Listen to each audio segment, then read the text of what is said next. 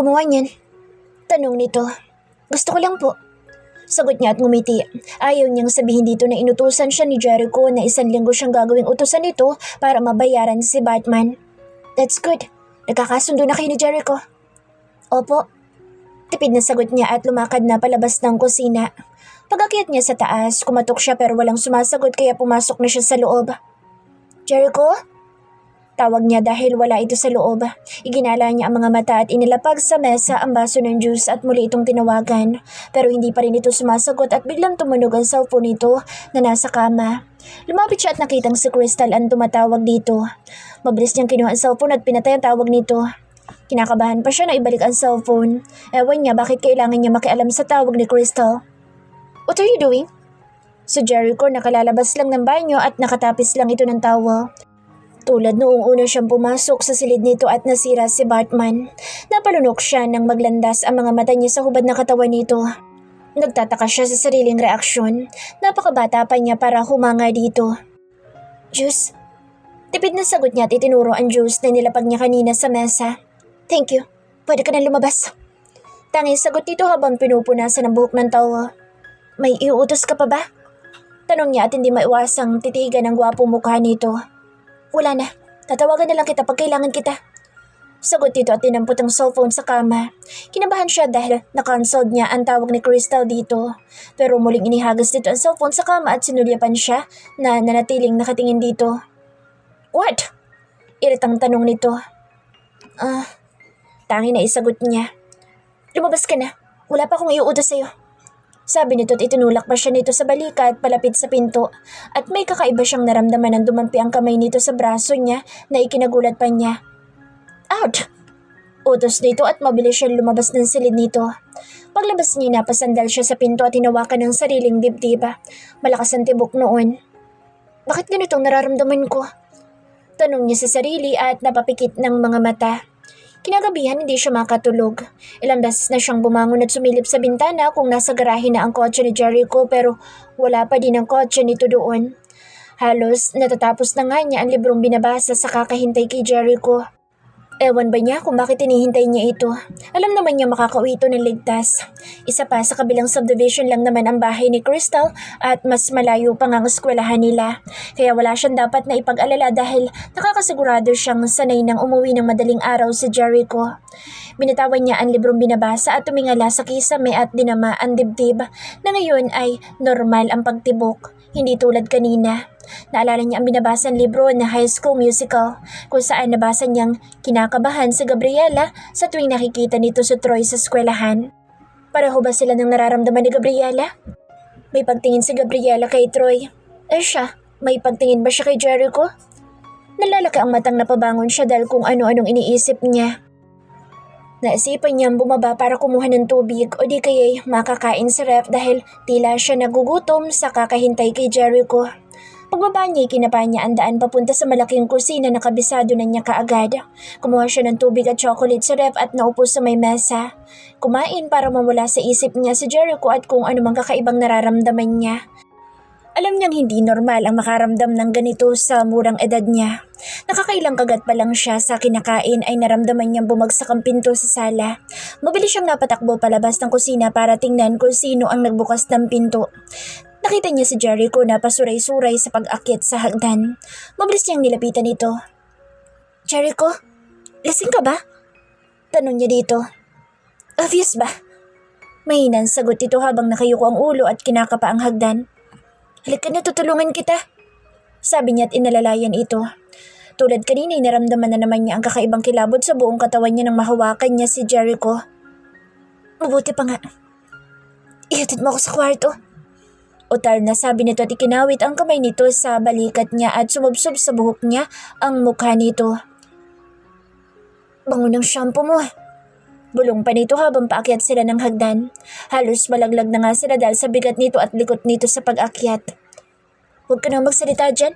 Baka magising si na Lola. Bulong niya dahil ayaw niyang may makakita kay Jericho na lasing at ayaw din niyang may makakita sa kanila sa ganoong sitwasyon. Pagdating sa silid nito, kaagad niyang inihiga ito sa kama.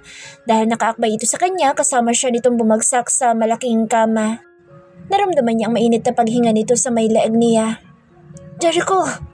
Tawag niya dahil hindi niya magawang ilayo ito sa kanya. Jericho, ano ba? Tawag niya ulit dito at sinubukang itulak muli pero tulog na yata ito at hindi siya makagalaw dahil halos nakadaga na ito sa kanya. Tinapik-tapik niya ito para magising at may alis sa pagkakaibabaw nito sa kanya pero hindi pa rin ito gumagalaw. Jericho, ang bigat mo! Reklamo niya at sinulya pa ng gwapong mukha nito na mahimbing nang natutulog. Napangiti siya ng mapagmastang mabuti ang gwapong mukha nito. Dahan-dahan niyang hinawi ang buhok nito na mala Troy Bolton ang dating. Tinatakpan ng bangs nito ang magandang mga mata nito. Ang gwapo mo pala talaga.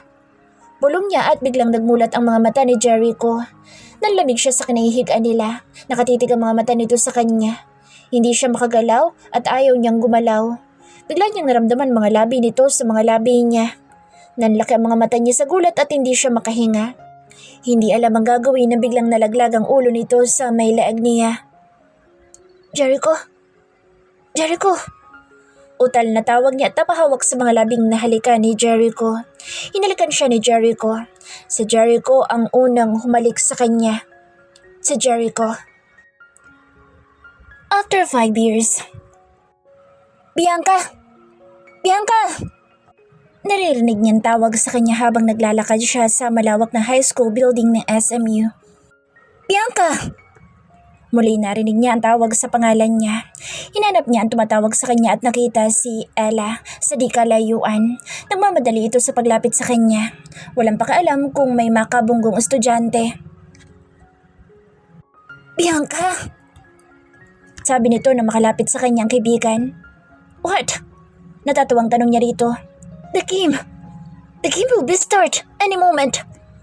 Hingal pa rin sabi nito. Di ba may klase pa tayo kay Mr. Perez? Come on, ako nang bahala. Sabi nito at hinila na siya sa kamay. At halos takbuhin nila ang building pababa para lang umabot sa game ni Vincent, ang ultimate crush ni Ella mula nung grade school sila. Hanggang ngayong nasa 3rd year high school na sila. Ikaw mananagot pag tinanong ako ni Mr. Perez ha? Sabi niya rito na makarating na sila sa gym. At dahil wala ng pwesto sa bleachers dahil halos college department ay nanonood dahil championship game na ngayon, nakakuha sila ng upuan sa mismong bleacher ng mga players dahil ka-vibes ni Ella ang coach ng team ni Vincent.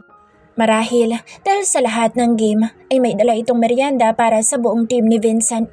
Thank you, coach. Sabi nito na makaupo na sila sa mismong bleacher ng mga players. No problem, Miss Ella. Anytime. Nakangiting sagot ng coach na marahil alam na nitong may kasunod silang sandwiches. May dala pala akong sandwiches. Pakihintay na lang, dala na driver ko. Sabi ni Ella na lalong tumamis ang ngiti sa labi ng coach at ilan pa mga staffs na nandoon. Kaya ka malakas sa kanila eh. Lagi mo silang binubusog. Bulong niya rito. At least nagagamit natin sila sa mga ganitong sitwasyon. Sagot dito at nag-focus na sa game kung saan nagsisimula pa lang. Hindi niya hilig manood ng basketball pero dahil best friend niya si Ella, hindi niya ito matanggihan. Panaytili ni Ella sa tuwing makakascore si Vincent at halos mamantal na ang buong braso niya sa kakahampas nito sa kanya sa tuwing tumitili ito. Hinahayaan na lang niya ito dahil si Vincent lang talaga ang kaligayahan nito. Iginala niya ang mga mata sa loob ng malawak na gym. Halos lahat ng nandoon mga college student dahil nasa college department na halos ang mga players ng SMU. Napansin niya bigla si Jericho sa di kalayuan ng kinaupan nila. Kasama nito si Crystal, ang rumor girlfriend nito. Nakakawit pa ang kamay ni Crystal sa braso ni Jericho habang seryosong nanonood ng game. Napako ang mga mata niya kay Crystal na sa totoo si maganda naman talaga at sexy. Marunong magdala ng damit. Tulad ngayon, nakasuot ito ng midnight blue mini dress with cream high heels and some expensive accessories sa buong katawan nito. Isama pa na bagay dito ang hanggang balikat na buhok nito. Isama pa na lutang ang confident dito sa sarili habang nakahawak kay Jericho. Pasimple niyang iniyuko ang sarili. School uniform lang ang suot niya and black leather shoes. Isama pa ang backpack na nakasabit sa likod niya. Kung itatabi siya kay Crystal, magmumukha siyang nene. Patapos ang game, ay nanalo ang SMU, team ni Vincent. Kaagad na siya nagpaalam kay Ella dahil alam niyang naghihintay na si Mang Maning sa campus. Hindi kasi siya nakapagpaalam dito na manonood pa siya ng basketball. Nagtatakbo pa siya palabas ng gym at hindi sinasadyang may makabunggo siya sa paglabas niya ng gym. Ouch! Tiri ng babaeng nakabunggo niya at dahil sa lakas ng pagkakabunggo niya rito, na out of balance siya at bumagsak sa semento. Aray! Impit na niya at hinawakan ng balakang na nasaktan. Tiningala niya ang nakabunggo at nakita niya si Crystal sa tapat niya. Nakamata lang ito sa kanya at wala itong balak na tulungan siyang tumayo. Alam naman niya na ayaw sa kanya ni Crystal mula nang maka-encounter niya ito at grupo nito sa field noong grade school siya. Isama pa nang minsan isama siya ni Sean sa party ni Crystal. Nagsuka siya ng subukang uminom ng alak at sakto pa na sa mamahaling carpet ng mommy ni Crystal. Kaya naman inis na inis ito sa kanya, lalo na ngayon na boyfriend na nito si Jericho. Sorry, paumanhin niya pero nagtaas lang ng kilay si Crystal. Are you blind, huh? Galit na tanong nito habang pinapagpagan ng suot na minidress na para bang nadumihan ng madikit sa kanya. Sorry. Ulit na paumanhin niya at tumayo mula sa pagkakaupo sa semento dahil umaagaw na rin siya ng atensyon ng ilang mga papalabas ng gym. Clumsy. Maarteng sabi nito at tumalikod na nang bigla itong bumalik at lumapit sa kanya. Oh my God, are you okay? Nag-aalala umanong tanong nito na ikinagulat pa niya at kunwari inaayos pa nitong school uniform niya.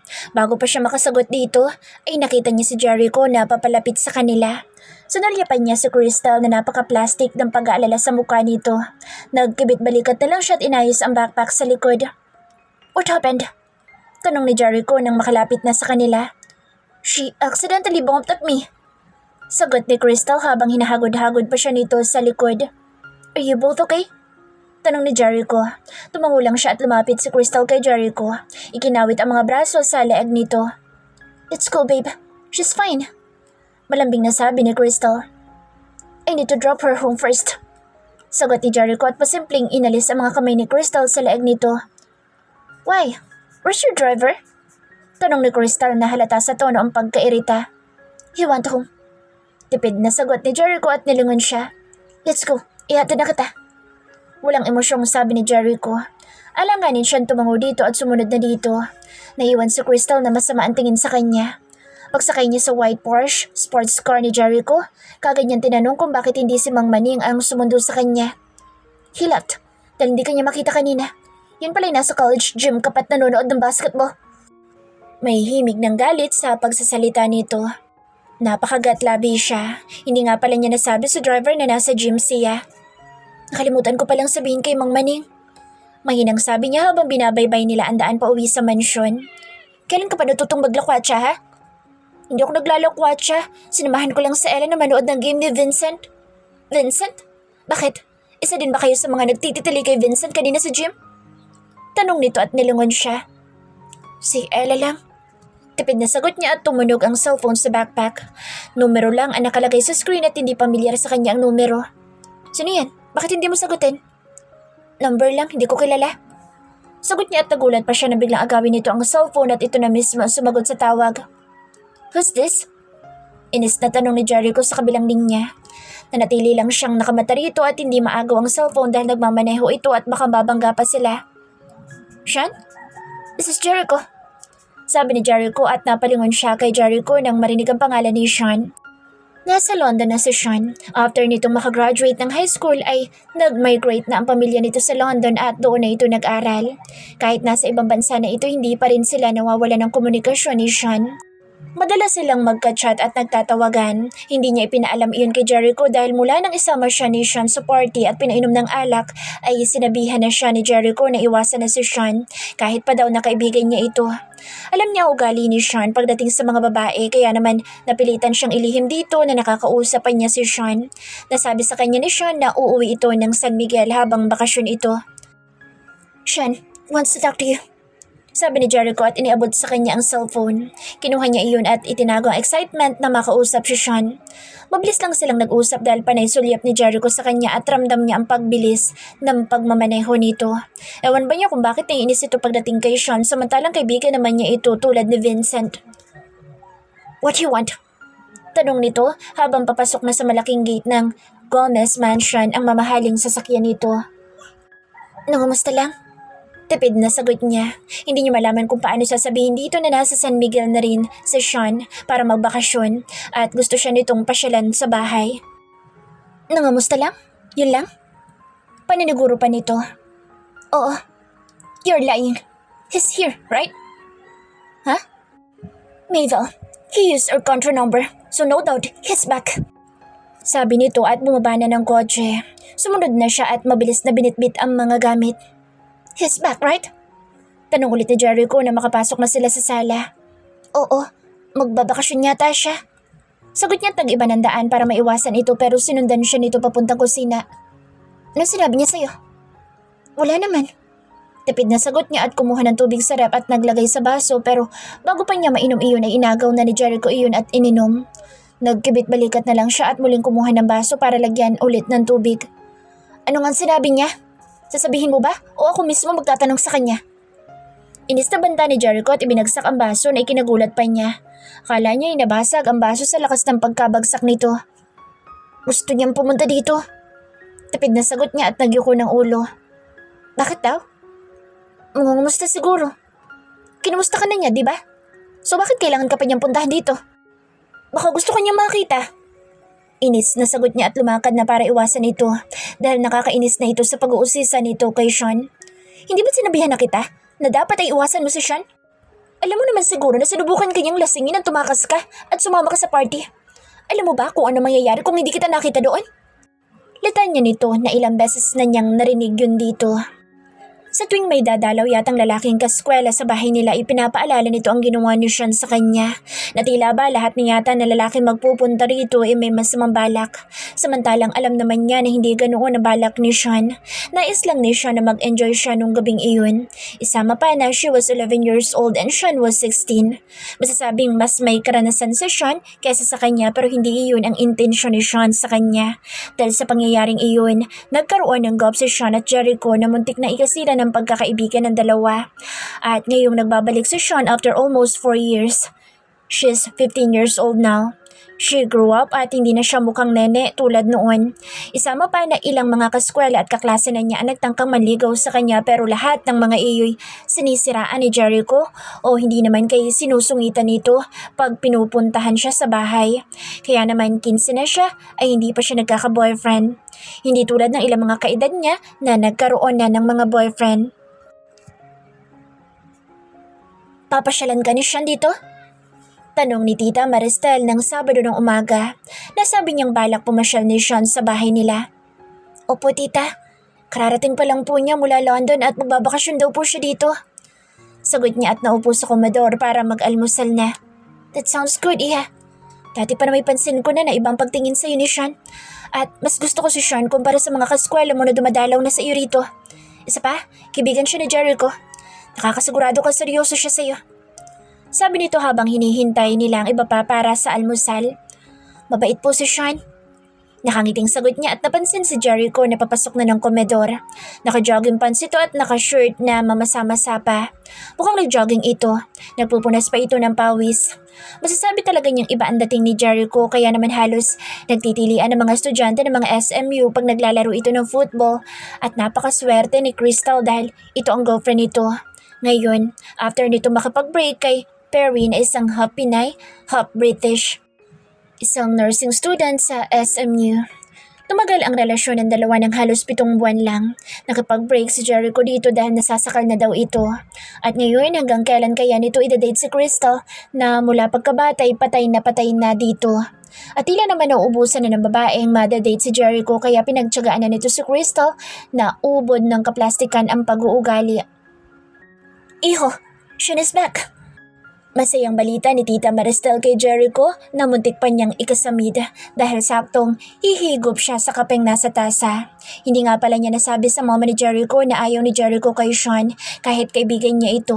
Wala itong tiwala kay Sean. Yeah. Tipid na sagot ni Jericho at tumila ng upuan na katapat niya at kinuha ang pineapple juice na nasa tapat nito. Since then and now, hindi umiinom ng kape si Jericho.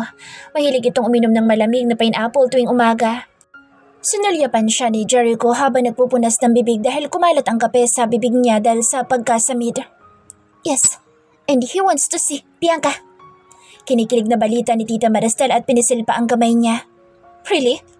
Tanging sagot ni Jericho at tumusok ng hotdog, bacon at isang pirasong tasty. Inilagay ang hotdog at bacon sa tasty at kumagat doon habang nakatingin sa kanya. Naalala niya noong ayaw na ayaw ni Jericho ang hindi magandang asal niya sa harap ng pagkain kaya naman kinuhanan pa siya ni Doña Felisa ng teacher na magtuturo sa kanya ng tamang asal. Napakapino na niyang kumilos at magsalita ngayon. Malayong-malayo sa dati niyang asal. Napapangiwi siya sa inaasal ni Jericho ngayon sa harap ng hapagkainan habang kumakain ng sandwich. Nanliligaw si Sean sa'yo? Tanong ni Jericho habang umunguya. Napalunok siya. Jericho, eat first before you talk. Saway ng mama nito. Lihim siyang napangiti at bago pa nakasagot si Jericho ay pumasok na sa komedor si Doña Felisa. Kasunod ang papa ni Jericho. Sa kainan, si Sean pa din ang topic nila at iba pang mga dumadalaw sa kanya sa mansyon. Lahat ng mga iyon ay may sinasabi sa buhay pero si Sean ang tila mas gusto na lahat para sa kanya dahil kaibigan ito ni Jericho. Pagkatapos kumain, naisipan niya mag-swimming kaya naman kaagad siyang umakyat sa taas para magbihis ng swimsuit. So you like him? Narinig niyang tanong mula sa pinto at napalingon siya. Nakita niya si Jericho na mukhang katatapos lang maligo at basa ang buhok nito at bihis na rin ito ng blue khaki short na nakatupi pa sa dulo at gray round neck shirt. Napalunok siya at ewan ba niya bakit napupunan niya ang sarili na laging pinagmamasdan si Jericho. What? Baliwalang tanong niya at itinuloy ang pamimili ng swimsuit at hinila ang blue and white stripe na two-piece. Isa sa paborito niyang isuot pag magsuswimming siya sa bahay. Ano si Sean? You like him? Muling tanong ni Jericho at nahiga sa kama niya habang nakatingin sa kanya. Ano naman sa'yo kung gusto ko siya? Sagot niya at isinara na ang cabinet at inilapag ang swimsuit sa kama malapit kay Jericho. I've told you, ibang ugali ni Sean pagdating sa babae. Kaibigan ko siya, so alam ko kung paano siya sa babae. Sabi nito habang panay sunod ng mga mata nito sa kilos niya. Pareho lang kayo. Sagot niya habang itinatali ang mahabang buhok. What? Kunwari gulat pantanong nito at bumangon mula sa pagkakahiga sa kama at naupo. He is notorious dahil hindi ako pumapatol sa mga grade school. FYI, high school na ako, no? I know, but since you were grade school, dinidikitan ka na niya. He's your friend, right? Tanong niya at nilingon ito at nagtama ang kanilang mga mata. May kakaiba siyang nakikita sa mga mata nito na ewan niya kung ano. Naalala niya ng malasing ito at ihatid niya ito sa kwarto at aksidente siya nitong nahalikan. Napalunok siya dahil ang alaalang iyon ay lagi nagbabalik sa kanya. Kahit 5 taon nang nangyari iyon.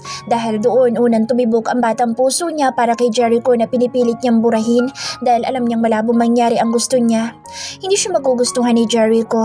Isama pa na may girlfriend ito kaya pilit niyang inaalis sa isipan ang anumang namumuong pagtingin niya rito. I know him better. Sagot nito at nalipat sa swimsuit na isusuot niya ang mga mata nito. Well, I guess you don't know him that much. Sagot niya at hinila ang swimsuit sa kama. Magsuswimming ka? Oo. Bakit? Bawal? Nope. Akala ko ba darating si Sean? Lunch pa siya darating dahil may inaasikaso pa siya sa bahay nila.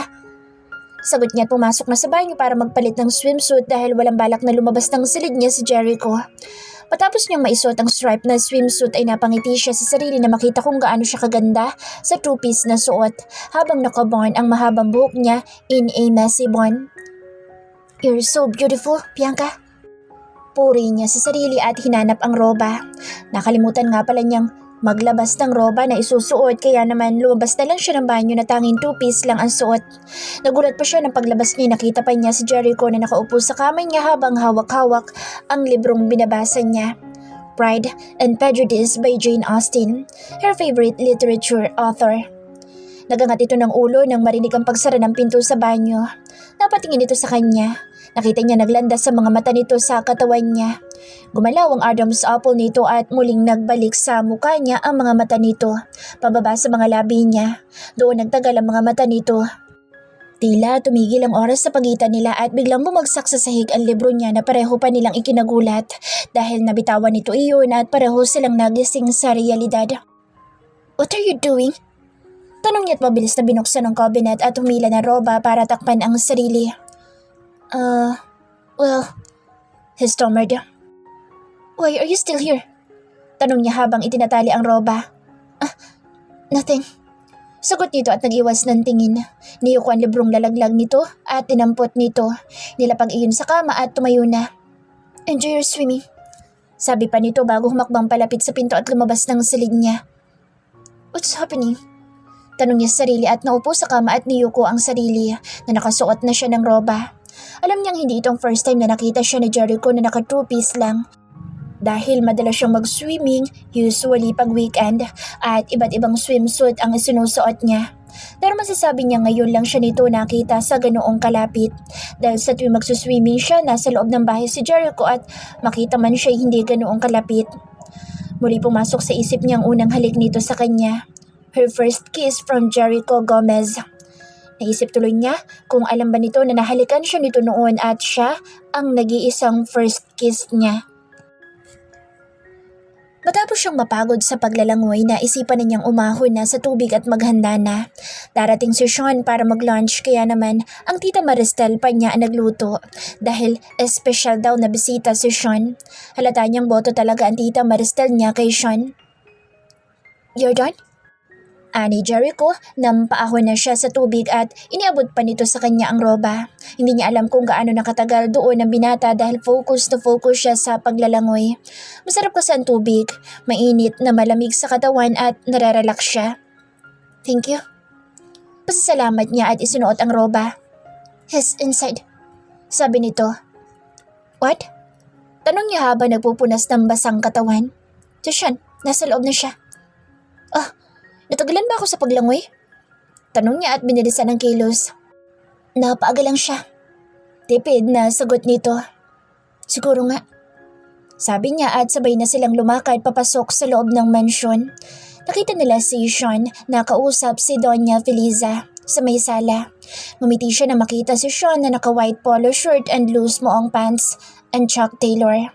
Masasabi niyang malaki na ang pinagbago ni Sean mula nang umalis ito ng San Miguel. Well, mahigit 4 na taon na rin iyon kaya halata na ang pagbabago ng katawan nito at itsura. Lalo itong gumugwapo at lumalakas ang dating. Lalaking lalaki sa tan na kulay nito. Medyo chinitong mga mata, isama pa na napaka-intimidating na nitong tingnan. Hindi tulad noon na napaka-approaching ng dating nito. Umagay din dito ang nakataas nitong buhok tulad ng mga modelong nakikita niya sa magazine. "Oh, iha, siya ni Sir." Masayang sabi ng Donya nang makita sila ni Jericho. Nagulat pa siya dahil na-focus siya kay Sean. Pasimple pa siyang siniko ni Jericho sa tagiliran.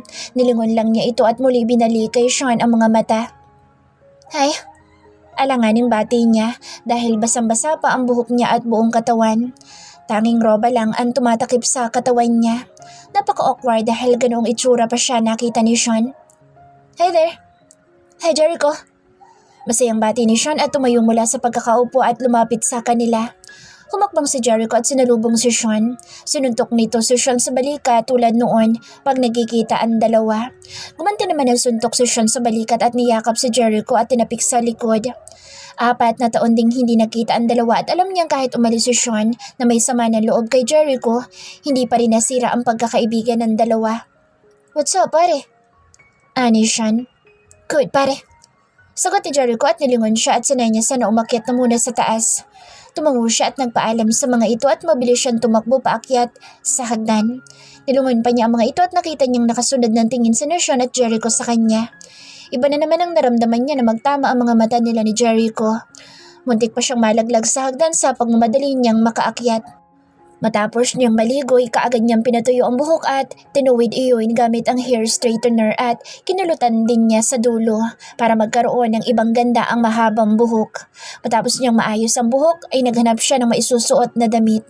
Pinili niyang isuot ang above the knee cream dress at tinarnuhan niya iyon ng flat na sandals na gold strap. Tumerno naman sa bestida niya. Naglagay din siya ng konting lip gloss sa mga labi at face powder na para sa edad talaga niya. Sinulyapan niya ang sarili at napangiti. Alam niyang lagpas, 30 minutos na siya nag-aayos pero tulad nga ng sinabi ng paborito niya na icon na si Marilyn Monroe, "It's better be late than arrived ugly." Habang isinusuot ang kwintas na regalo sa kanya ng Donya ng graduation niya, bumukas ang pinto at iniluwan noon si Jericho. Nilingon lang niya ito at tinuloy ang ginagawa. Sununod niyang isuot ang hikaw na perlas na binili naman ng tita Maristel niya. "Kailangan pa ba talaga mag-ayos?" Iritang tanong nito at lumapit sa kanya sa may tukador. "Hinahanap na ba kayo ni Sean?" Tanong niya na hindi pinapansin ang sinabi nito. "Apparently yes, dahil halos 1 oras ka na yata nag-aayos." Sagot nito at sumandal sa tukador niya, paharap sa kinaupaan niya. Tinangala lang niya ito at muling binalik ang pansin sa hikaw na hindi niya mailok dahil nagkaroon na naman ng kakaibang hatid ang presensya ni Jericho sa loob ng silid niya. So, Sean ha? You like him, don't you? Tanong nito at pinagsaliko pa ang mga braso sa may dibdib nito. I told you, I know him. Is that what you think? Don't blame me, Bianca. Pag napahama ka. What? Inis na tanong niya at tumayo mula sa kinuupuan at kinuha ang mamahaling pabango sa tukador at nag-spray ng ilang beses. Napansin pa niyang nagpagpag sa ere si Jericho na tila ba ayaw nito ng amoy ng pabango niya. That's enough, Bianca. Iritang saway nito. Nilingon lang niya ito at muling pinagmasdan ang sarili sa salamin. You're trying to impress him, don't you? Nope. I just want to be wonderful. Sagot niya na galing din sa mga codes ni Marilyn Monroe at ngumiti dito. I'm going. Sasama ka ba? Tanong niya dito at lumakad na palapit sa pinto. Napailing na lang ng ulo si Jericho at sumunod na rin sa kanya sa paglabas. Sabay na silang bumaba ng hagdan na walang kibuan. Sinulyapan niya ito na seryoso ang mukha pero binaliwala na lang niya. Ayaw na niyang magtanong pa dito dahil alam na niya ang ugali nito. Moody at kung kukulitin lang niya ito sa pagtatanong ay baka lalo itong mainis sa kanya.